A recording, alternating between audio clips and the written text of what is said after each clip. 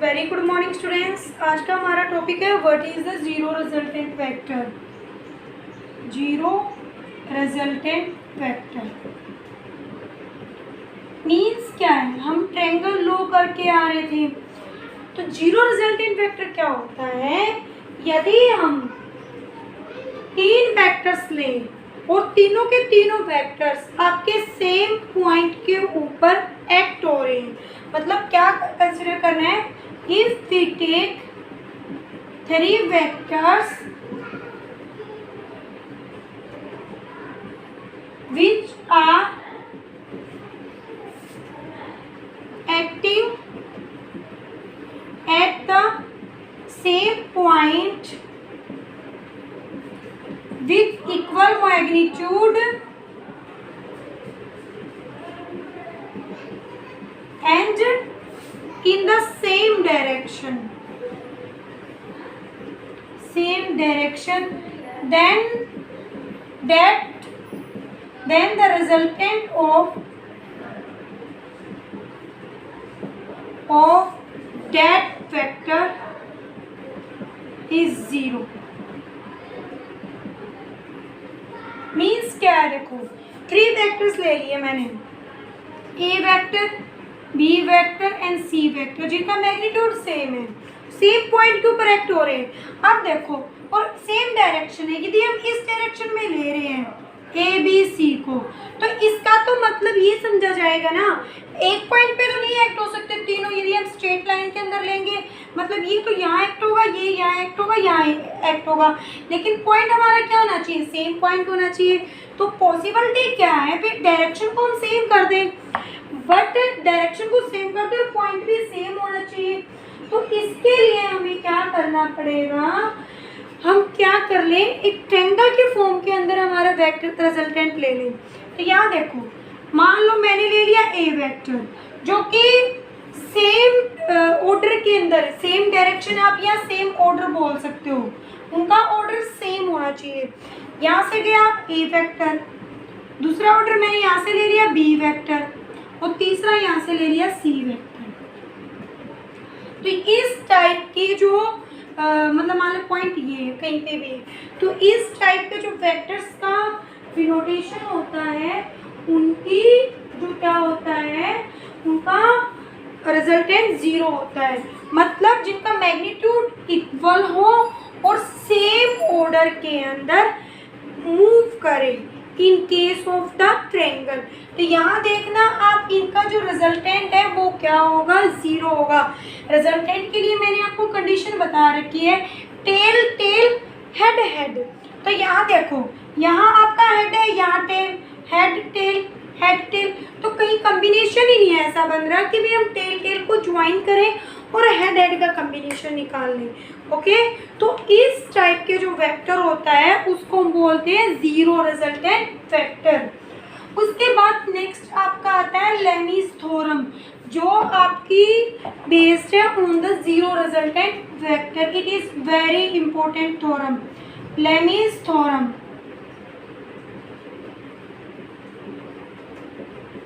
Okay, तो Lami's theorem के अंदर क्या होता है, जैसे देखो, it states that if the three forces acting at the same point, मतलब मान लो तीन फोर्स हैं और वो सेम पॉइंट पे एक्ट हो रहे हैं और जिनका ऑर्डर भी सेम है, तो देन जो फोर्स होगा ना वो डायरेक्टली प्रोपोर्शनल हो जाएगा angle of the sine between the other sides of the object. तो आपको क्या लिखना है, it states that if three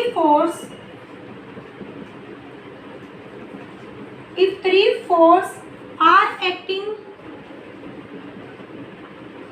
at same point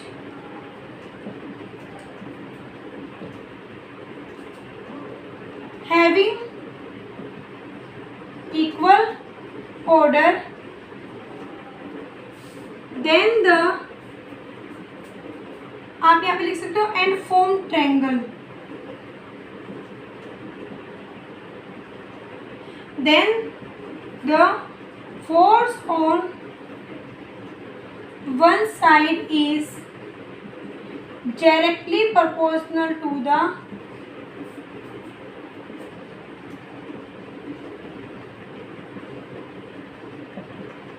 sine of angle between two other side।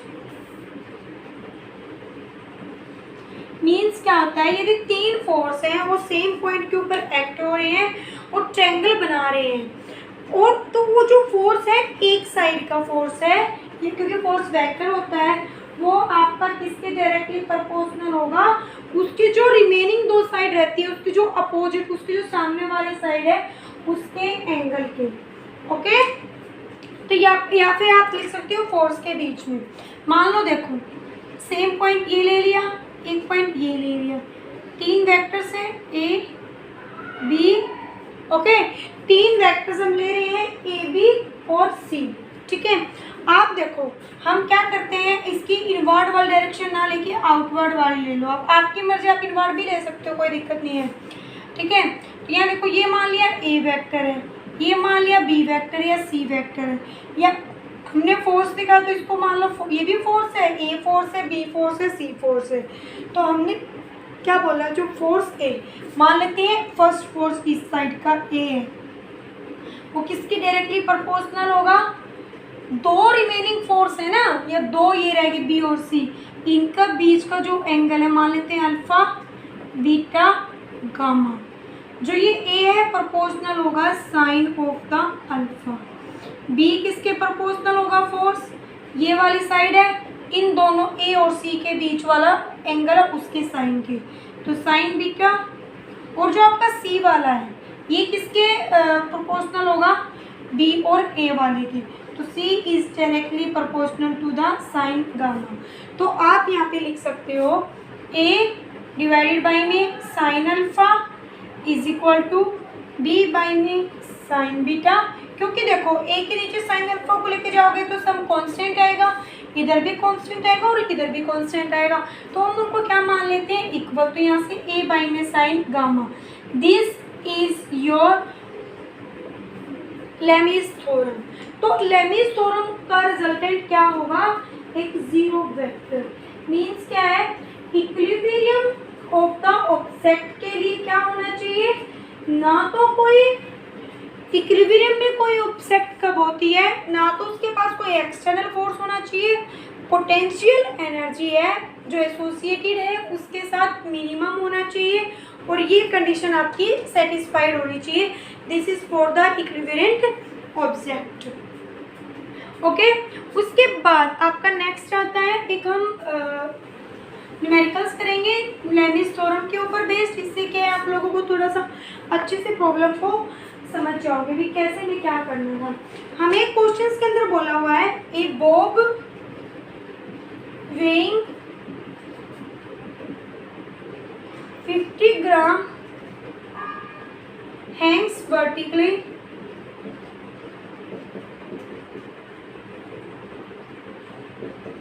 at the end of a string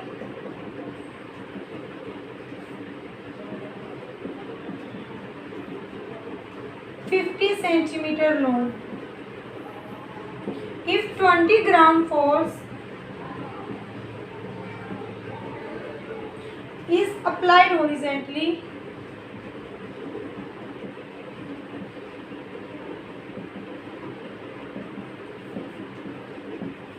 to by how much distance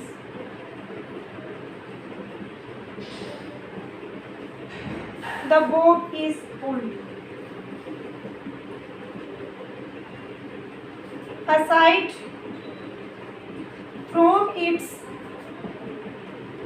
initial position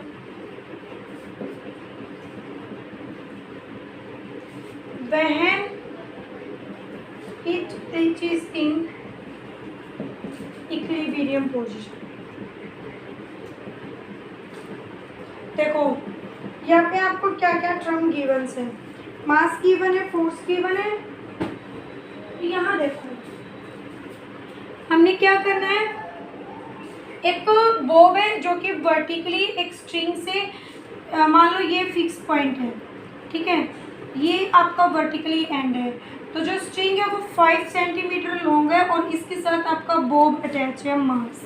तो अब हम यहाँ देखेंगे उसके साथ जो उसके कितने कितने आपके क्या क्या टर्म फोर्स उसके ऊपर लग सकता है। एक फोर्स तो ये होगा mg, टेंशन हमेशा स्ट्रिंग हमेशा टेंशन वाला फोर्स लगाता है जो कि अवे होता है फ्रॉम द ऑब्जेक्ट। अब मान लो देखो स्ट्रिंग के साथ ऑब्जेक्ट यहाँ कनेक्ट है, तो यहाँ इससे जो अपोजिट डायरेक्शन के अंदर आपकी टेंशन होगी, ये आपका टेंशन हो गया। अब हमें क्या निकालना है, बाई हाउ मच डिस्टेंस। एक ओरिजेंटल फोर्स भी अप्लाइड है, ओरिजेंटल फोर्स आपका इस डायरेक्शन में अप्लाइड होगा because it is the horizontal.